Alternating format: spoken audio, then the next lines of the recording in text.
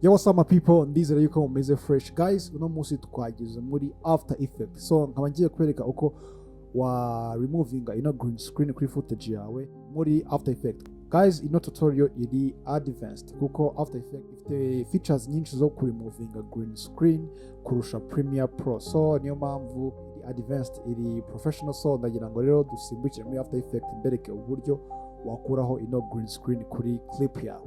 Guys, first reka nze nimporting clip yanjye hano muri After Effects. Okay, ndaza no kuri double click, so noneho inze guhitamo yes clip yanjye niyi ngiyi.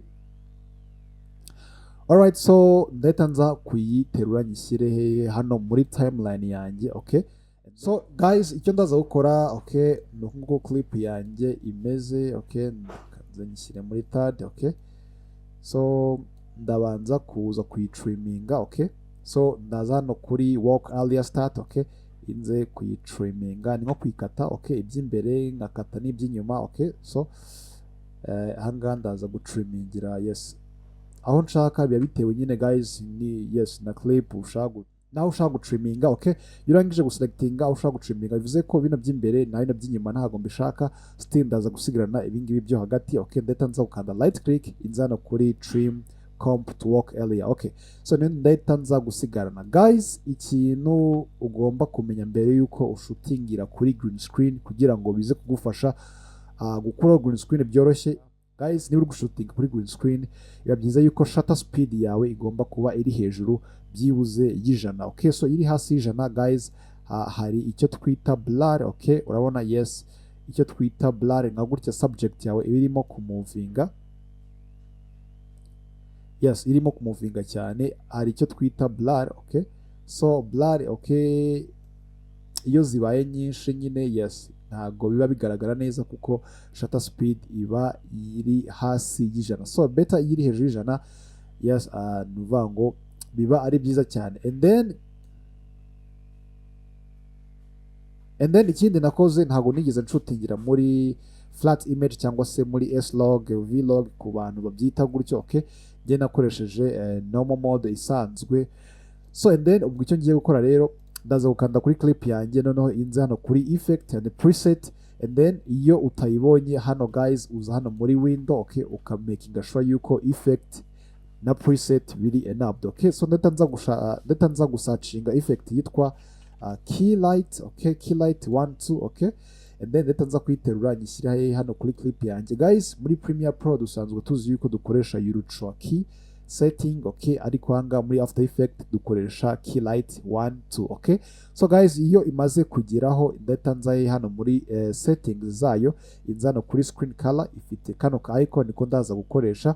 So ndahita nza kugakandaho ubwo mite nza gukanda muri green screen. Guys, iyo mwanze kuri green screen urabona yuko iyi siva ariko ntabwo ivuye biri complete. Okay, so then iyo utanabonye background isa gutya guys, okay ushobora kuza ukamakinga sure yuko ino transparency grid okay iri enabled. Okay, so iri enabled gutya guys, ngiye nibyo bimfasha kugira ngo making sure yuko green screen yanjye yavuyeho. Okay, so guys gutyo urabona ko hari no muri subject yanjye urabona ko yes hagize ibintu biyafecta. Ikintu ndaza gukora guys, okay, so ndaza no kuri view final result, inza no kuri screen mate. Okay, ahangaha icyo nshaka ni uko subject yanjye igomba kuba ari umweru and then background yanjye ikaba ari umukara. So icyo ndaza gukora rero ndaza no kuri screen gain. Okay, mbanze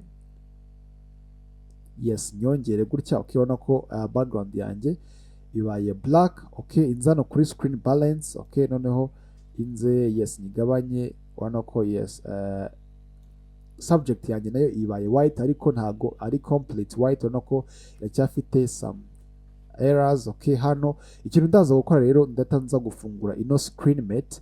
Ino screen mate hano dufite clip black, clip white. So ikintu ndaza gukora ndaza kongera ino clip black. Okay, nyongere biri complete hano muri background yanjye guys. Urabona ko black yabaye black iri complete. So ndahita nza muri subject noneho inzano kuri clip white, hano ndaza kuyigabanya. So ndaza kuyigabanya guys, making sure yuko subject yawe yabaye noneho white biri complete. Okay, so ahangaha bimeze neza cyane nta ribi. Okay, so nako subject yanjye yabaye umweru bimeze neza cyane. So guys, iyo ndangije ndahita ngaruka hano kuri screen mate, inza hano kuri final result. Okay, so nk'uko urimo kubibona, yes, okay, ibintu bimeze neza cyane. So ikintu ndaza gukora guys, okay, iyi ngiyi ni softbox yari irimo kurenga. Okay, nuvuga ngo ibintu ntakeneye, so ndaza kubikuramo, ndaza gukoresha mask. Okay, so ndaza hano kuri pen tool, inze kumaskinga aho subject yanjye iri honyine gusa, kugira ngo no guys, no ku bantu bafite green screen itakwiye muri frame yawe. Okay, uraza kumaskinga subject yawe yonyine gusa, noneho ibindi bigahita biba disappeared. Okay, so guys, okay, and then kindaza gukora none, urabona ko kuri subject yanjye, yes, ino edges, okay, ntago bimeze neza.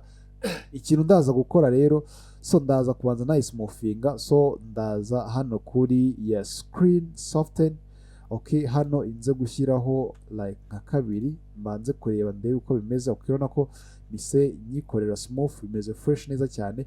Ikindi hari ukuntu yes green screen iba cyase nka reflection ya green screen iza kugaruka ku muntu cyase kuri subject yawe. Ikintu uza gukora guys, ndaza kwadingaho indi effect yitwa advanced spill suppressor. Okay, ningi ndaza guterura nkashyira hano kuri yes clip yanjye.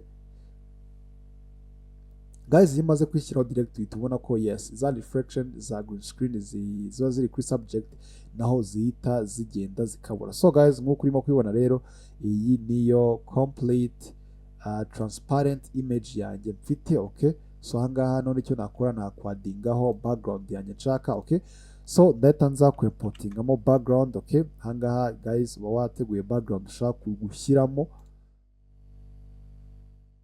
So guys, for example, reka nze nadingemo iyi background. Okay, ni image. Okay, so ni JPEG image, ndahita nza kwishyira ahangaha, and then so ndaza gukanda kuri S for scale kugira ngo nze kwiscalinga ize kuba iri fit.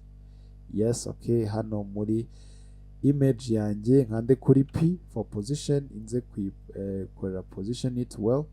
Hano yes, urabona ko guys ahangaha nyine ushyiraho background uba warateguye kugira ngo image yawe ize kuba iri fit neza muri muri frame yawe. Alright, so nuko nguko ni ufite ikibazo guys, please utwandikire muri comment kugira ngo tubashe kugusubiza. Kandi guys, niba koko ino video wayikunze yagufashije, please kora subscribe, leave your thumbs up kugira ngo staying in touch, gikomeze ubone izindi video za editing tips and trick filmmaking. Ndakunda cyane rero, tuze gurira muri video y'ubutaha. Peace.